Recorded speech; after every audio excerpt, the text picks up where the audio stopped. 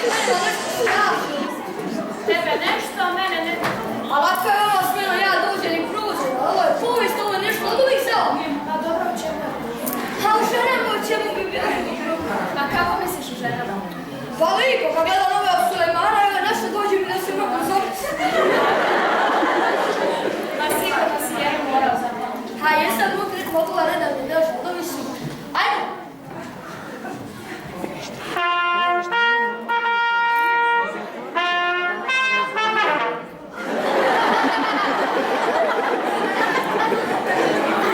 Ja, Mihajlo Krešni drugi, darivao sam samostane, a moja žena Jelena s Linom se gradila 2 crtice.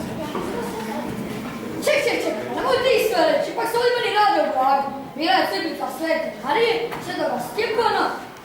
Daj, molim te, sad pusti da ona nešto kaže. Ja, Jelena, najomiljenija sam hrvatska kraljica. Poznata sam i kao Jelena Slavna. Život sam posvetila molitvi, postu i dobrim djelom. Evo šta nam da upiše, to se što kaže epita. Ovo je ona koja za života bila majka kraljevstva, a zatim postala majka sirota i zaštitnička mu dobica. A vama pogledaš i čovječe reci, Bože su.